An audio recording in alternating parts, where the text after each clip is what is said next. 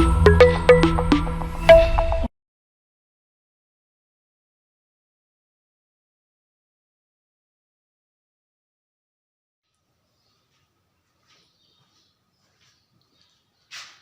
वालेकुम। आज हमने स्टार्ट करना है सेल मेम्ब्रेन। लास्ट टाइम हमने डिस्कस किया था कि हमारे पास अगर एनिमल सेल है तो एनिमल सेल में सबसे जो आउटर मोस्ट बाउंड्री है, सबसे बाहर वाली बाउंड्री है, उसको हम नाम देते हैं सेल मेम्ब्रेन। और प्लांट सेल में सबसे बाहर सेल वॉल होता है, उसके बाद सेल मेम्ब्रेन। अब सेल मेम्ब्रेन क्या है? सेल मेम्ब्रेन कवर करते हैं साइटोप्लाज्म को। It covers the cytoplasm. It covers the cytoplasm. Cytoplasm यानी हम ये अगर न्यूक्लियस है तो ये जो सेल का ग्राउंड नजर आ रहा है, इसको हम नाम देते हैं साइटोप्लाज्म। अगर ये बाहर वाला एनिमल सेल है हमारे पास, तो इनकी बाहर वाली बाउंड्री से मेम्ब्रेन होगा जो कि कवर करते हैं, डालते हैं साइटोप्लाज्म में। सेल मेम्ब्रेन हमारे पास यूकैरियोटिक सेल में भी मौजूद है, यूकैरियोटिक, और ये हमारे पास प्रोकैरियोटिक सेल में भी मौजूद है, प्रोकैरियोटिक। यूकैरियोटिक प्रोकैरियोटिक को हमने थोड़ा बहुत डिस्कस किया था।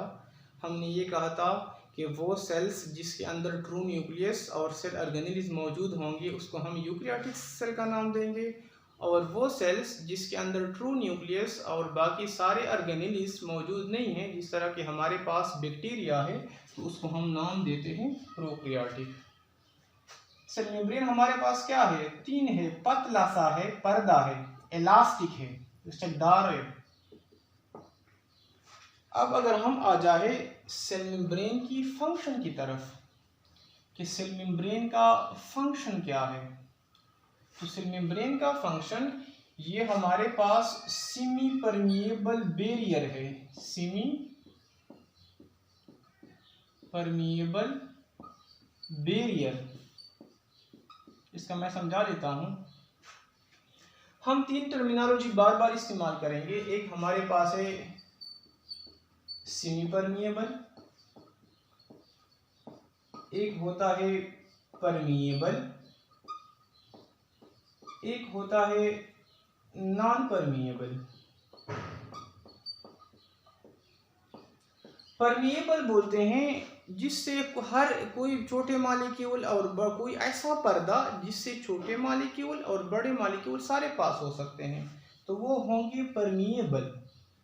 नॉन परमिएबल उससे को बोलते हैं ऐसा पर्दा, ऐसा मेम्ब्रेन जिससे न स्मॉल मॉलिक्यूल पास हो सकते हैं और न उससे लार्ज मॉलिक्यूल पास हो सकते हैं। हमारे पास जो सेल मेम्ब्रेन है ये सेमी परमिएबल है। सेमी बोलते हैं हाफ को, बोलते हैं आधे को कहते हैं, यानी कि जो सेल मेम्ब्रेन है ये सेमी परमिएबल मेम्ब्रेन है, यानी इनसे छोटे मॉलिक्यूल बाहर से अंदर भी आ सकते हैं, अंदर से बाहर भी जा सकते हैं, लेकिन बड़े मॉलिक्यूल इनसे नहीं गुजर सकते, ना वो अंदर आ सकते हैं और वो ना बाहर जा सकते हैं। सेमी परमिएबल का एग्जांपल अगर मैं दे दूं तो हम क्या कर लेते हैं, जब चाय बनाते हैं, चाय कप में डालते हैं, तो चाय के कप के ऊपर हम पोना रखते हैं, जाली रखते हैं।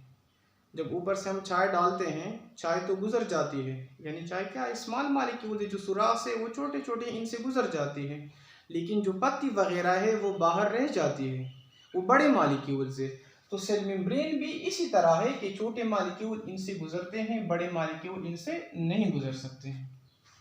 इसका अगला फंक्शन ये है कि ये इंटरनल कंपोजिशन मेंटेन रखता है। Internal composition maintenance. Internal composition इसको बोलते हैं कि साइटोप्लाज्म के अंदर जितना भी फ्लूइड है, जितना भी वाटर है, ऐसा नहीं कि वो सारा बाहर आ जाए या बहुत ज्यादा अंदर आ जाए, बल्कि उसको एक लेवल तक मेंटेन रखता है। इसके साथ साथ इनके साथ अगर बाकी सेल भी होते हैं तो वो इन बाकी सेल की क्या कर लेते हैं, आइडेंटिफिकेशन, यानी हम कहते हैं कि cell membrane also identify the other cells. बाद औक़ात ये क्या कर लेता है कि इनके ऊपर रिसेप्टर मौजूद होते हैं। अगर बाहर से कोई केमिकल सिग्नल आते हैं, केमिकल सिग्नल या केमिकल मैसेज आते हैं, तो उसी को भी क्या कर लेते हैं, उसका अंदाज़ा लगा लेते हैं। Sense chemical messages, chemical messages.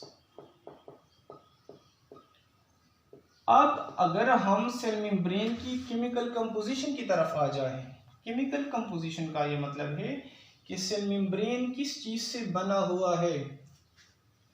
तो इनमें हमारे पास क्या है, इनमें प्रोटीन्स है, लिपिड्स हैं,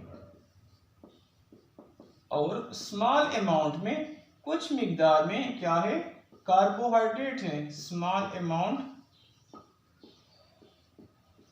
ऑफ कार्बोहाइड्रेट्स, कार्बोहाइड्रेट्स, और बहुत कम मिकदार में, बिल्कुल ना होने के बराबर इसमें मौजूद हैं कोलेस्ट्रॉल भी मौजूद हैं, लिपिड के साथ मौजूद होते हैं। अब अगर ये सेल मेम्ब्रेन है, ये वाला, मैं लेट्स सपोज मैंने ये यहाँ से पीस काट किया, इसी पीस को मैं क्या कर लेता हूँ, इसको मैं मैग्नीफाई कर देता हूँ, इसको मैं इनलार्ज कर देता हूँ।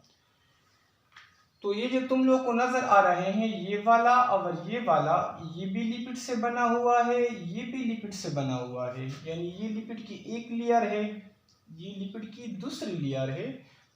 तो इसको हम नाम देते हैं लिपिड बाई लेयर। एक लिपिड लेयर दूसरे लिपिड की लेयर आमने सामने मौजूद हैं। लिपिड बाई बोलते हैं दो को, टू को, यानी कि लिपिड की टू लेयर मौजूद हैं। इनके दरमियान में भी जो रेड कलर के डॉट तुम लोग को नजर आ रहे हैं, या जो प्रोटीन बार है, यहाँ पर भी प्रोटीन है सारा, और ये सारा भी प्रोटीन है।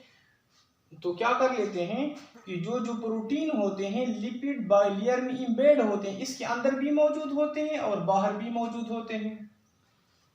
ये जो तुम लोग को नजर आ रहा है चैनल सा है, गेट सा है, लेट सपोज यहाँ पे क्या है, आउटसाइड ऑफ सेल है, सेल का बाहर वाला हिस्सा है। ये क्या है, इनसाइड ऑफ सेल है, यानी ये हमारे पास सेल मेम्ब्रेन सेल है, ये सेल मेम्ब्रेन है। मैंने इस पीस को कट किया, इसको मैंने इनलार्ज किया। तो दरमियान में लिपिड बाइलेयर, क्योंकि लिपिड के दो लेयर हैं, दरमियान में और भी, और किनारों पर भी क्या मौजूद है, प्रोटीन मौजूद है। ये जो तुम लोग को रेड नजर आ रहा है, ये कार्बोहाइड्रेट से बने होते हैं। हमारे पास डिफरेंट चैनल्स होते हैं, डिफरेंट गेट्स होते हैं, दरवाजे होते हैं, जिनसे सब्सटेंस इसका यानी सेल से बाहर जाते हैं और बाहर से अंदर की तरफ आते हैं। और सेल मेम्ब्रेन के इसी मॉडल को हम नाम देते हैं fluid mosaic model of cell membrane. Fluid mosaic model of cell membrane. Cell membrane एक तो सराउंडिंग में मौजूद है एनिमल सेल में। अगर in case of plant cell है तो बाहर क्या होगा, सेल वॉल होगा। इसके साथ साथ सेल मेम्ब्रेन सेल के अंदर छोटे छोटे स्ट्रक्चर्स है, जिसको हम नाम देते हैं सब सेलुलर स्ट्रक्चर्स, या इसको हम नाम देते हैं ऑर्गेनेलिस। इस तरह माइटोकॉन्ड्रिया हो गया, प्लास्टिड हो गया, तो उनका भी एक तो ये वाला सेल मेम्ब्रेन है। लेट सपोज ये क्या है हमारे पास, लेट सपोज ये सेल के अंदर माइटोकॉन्ड्रिया मौजूद है, तो एक मेम्ब्रेन ये है, इसी माइटोकॉन्ड्रिया का फिर अलग सेल मेम्ब्रेन होता है। यानी कहने का मतलब ये है कि कुछ ऑर्गेनेलिस है, एक तो सेल का बाहर वाला है पूरे सेल का, और एक हर एक ऑर्गेनेली का फिर अगला अपना सेल मेम्ब्रेन होता है। ये जो लिपिड है, लिपिड क्या कर लेता है, सेल मेम्ब्रेन को इलास्टिसिटी और फ्लूइडिटी प्रोवाइड कर लेता है। इलास्टिसिटी और फ्लूइडिटी का ये मतलब है कि अगर सेल से वाटर मॉलिक्यूल का आना और जाना जाते हैं फ्लूइड, तो ये लिपिड बाइलेयर की वजह से क्या होते हैं, पास होते हैं। अब अगर हम आ जाए, दो टर्मिनोलॉजी हम जगह जगह यूज करते हैं। एक है हमारे पास सेल मेम्ब्रेन,